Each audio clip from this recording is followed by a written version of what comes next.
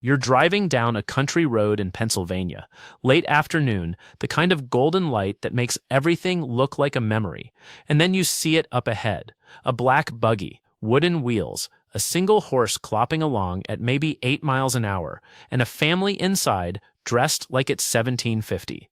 You slow down, you pass carefully, and for a second the modern world and the pre-modern world are sharing the same strip of asphalt. And here's the thought that probably crosses your mind, the same one that crosses almost everyone's mind. Why? Why would anyone, in the year we're living in, choose the horse over the car? They've seen cars. They know cars exist. They ride in cars sometimes, which we'll get to, because that part is genuinely stranger than you think. So it's not ignorance, it's a choice. A deliberate, deeply considered, centuries-old refusal. And the standard explanation you've probably heard, that the Amish are just afraid of technology, that they're frozen in time, that they think machines are somehow sinful, is almost completely wrong. It's not that they're scared of cars. It's that they're scared of what a car does to a person.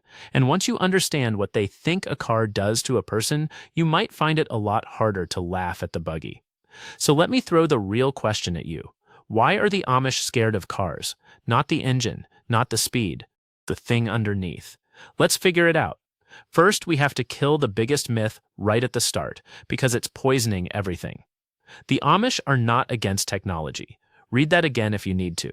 They are not anti-technology people. They use technology constantly. They use hydraulic power, pneumatic tools, gas-powered refrigerators, battery lanterns, calculators, and in many communities they run thriving businesses with industrial equipment that would make a modern workshop jealous. Some Amish furniture shops are so precise and productive they outcompete factories. So this cartoon in your head of people who think a light bulb is the devil, throw it out. It was never true. What the Amish actually do is something far more sophisticated and honestly kind of brilliant. They don't ask, is this thing good or bad? They ask a much better question. They ask, what will this thing do to us if we let it in? And that is the entire game. That single question is the key that unlocks the car, the phone, the electric grid, all of it. Because to the Amish, technology is never neutral. It's never just a tool sitting there innocently on a shelf. Every tool carries a hidden cargo. Every tool reshapes the people who use it, quietly, without asking permission. And the car, it turns out, carries the heaviest cargo of all. To understand why, we have to go back, way back, to a single German word that basically runs the entire Amish universe. The word is Gelassenheit, and you're going to want to remember it, because everything, and I mean everything, flows out of it. Gelassenheit is almost impossible to translate cleanly into English, which tells you something right there. Roughly, it means yieldedness, submission, letting go of the self. It's the idea that you calm your own ego, surrender your personal ambition, and place the community and God above your own individual will. It's the exact opposite of the message you've been marinating in your entire life. Everything in modern culture screams at you to stand out, to express yourself, to be unique, to build your personal brand, to go your own way. Gelassenheit says the opposite. It says, don't stand out, blend in, serve, yield. And now, hold that word in your mind and look at what a car actually is. Because a car, when you really strip it down, might be the single most powerful anti-Gelassenheit machine ever invented. Think about what a car gives you. It gives you the ability to go anywhere, anytime, alone, on your own schedule, answerable to no one. It is a 2-ton machine of pure individual autonomy. It says, you don't need anybody. You can leave whenever you want. You can outrun your neighbors, literally. And here's where it gets interesting, because the Amish looked at that promise, that beautiful, glittering promise of freedom, and they saw a threat. Not to their safety, to their soul, to their togetherness. So let me put you inside the actual history, because this wasn't some abstract fear. This was a decision made by real people watching something real happen to their neighbors. Rewind to the early 20th century. The automobile arrives in rural America and it detonates. And the Amish, along with a lot of other traditional communities, are watching very carefully. They're not reacting to a theory, they're reacting to their eyes. And what do they see? They see that the young man who gets a car doesn't stay home on Sunday afternoon anymore. He drives 20, 30, 40 miles away. He courts a girl from another county. He goes to the town, to the theater, to the places the elders can't see. The car doesn't just move his body, it moves his attention, it moves his loyalty, it pulls him, slowly, gently, out of the tight web of relationships that held the whole community together.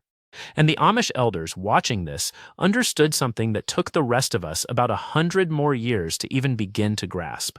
They understood that the car wasn't a transportation device. It was a centrifugal force. It spins people outward. It flings the community apart. Think about that for a second. Before the car, your entire life happened within horse and buggy distance. Your church, your family, your friends, your work, your marriage prospects, all of it lived inside a circle maybe 15 miles wide. And that constraint, which sounds like a prison to us, did something the Amish desperately wanted. It forced people to depend on each other. If your world is only 15 miles wide, you can't afford to burn bridges. You need your neighbor because your neighbor is all you've got.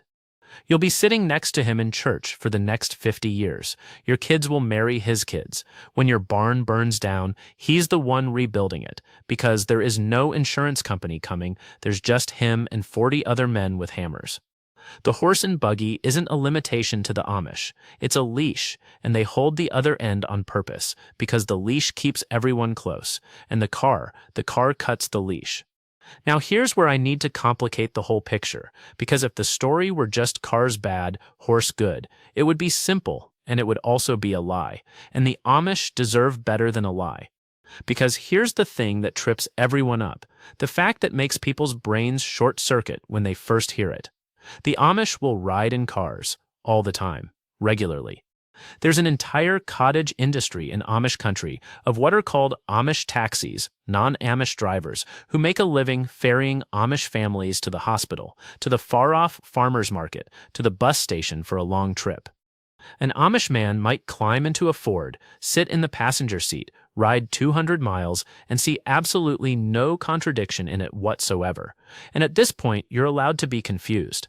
Because wait. If cars are so spiritually dangerous, if they're this soul-dissolving centrifuge, why on earth is it fine to sit inside one? And the answer to that is where the real genius of the whole system finally reveals itself. It was never about the car, it was about ownership. Let that sink in, because it changes everything you thought this was about. The line the Amish drew was never between riding and not riding. It was between owning and not owning. And that distinction is so much smarter than it first sounds. Because when you own the car is always there. It's in your driveway. It's a decision you get to make 100 times a day. Bored? Take a drive. Annoyed with your neighbor? Drive away from him. Want something the community frowns on? The car is right there, keys in the ignition, no friction, no permission needed. Ownership makes the freedom constant, effortless, and private. But if you don't own the car, if you have to call a driver, arrange a time, pay money, explain where you're going, suddenly there's friction. Suddenly there's accountability. Suddenly getting somewhere far away is a deliberate act that other people can see, instead of a whim you indulge in secret. The Amish didn't ban the car, they banned the convenience of the car. They kept the tool available for genuine need, and they slammed the door on the tool becoming a habit, an identity, a way of life. That is not the thinking of people scared of machines. That is the thinking of people who understand human psychology better than most psychologists. Now, let's go one layer deeper, because we're still not at the bottom, and the bottom is the best part. There's a second thing a car does that the horse never could, and it has nothing to do with distance. It has to do with pride. Remember Gelassenheit, yieldedness, humility, blending in. Now picture a car, any car, because a car in our world is never just a car, is it? It's a statement. It's the make, the model, the year, the color, the price. It's the thing sitting in your driveway announcing to the entire street exactly how much money you have and exactly how you want to be seen. The car is one of the loudest status symbols human beings have ever built. It practically screams, "Look at me, look at what I can afford, look at how I'm different from you." And that, to the Amish, is spiritual poison, because the whole point of their life is to not compete like that, to not have the shiny thing that makes your neighbor feel smaller. Everyone dresses the same. Everyone's buggy looks the same. Everyone's house follows the same modest pattern. The uniformity isn't about being boring. It's a wall built specifically to keep pride out, and a car would punch a hole straight through that wall. Because the second one family gets a nicer car than another, the poison is in the water. Now there's envy. Now there's ranking. Now there's the exhausting, endless human game of who has more, the game the Amish have spent 500 years trying to opt out of. So when they look at a car, they don't just see a machine that spreads people apart. They see a machine that spreads them apart on the inside too, that pits them against each other, that turns brothers into competitors, and they said, "No thank you, we'll keep the buggies." They all look the same, and that's exactly the point. Now put an Amish elder in front of a modern engineer and let them argue. And here's the thing the engineer usually misses. To us, progress is obviously good. More speed, more reach, more power, more convenience, all of it just self-evidently better. A straight line pointing up and to the right. But the Amish don't believe in that line. They believe every gain has a hidden bill attached, and the bill comes due somewhere you're not looking. Faster travel costs you rootedness. More convenience costs you the small daily acts of dependence that used to bind you to other people. More individual freedom costs you the community that freedom quietly dissolves. And they're not against paying those bills entirely.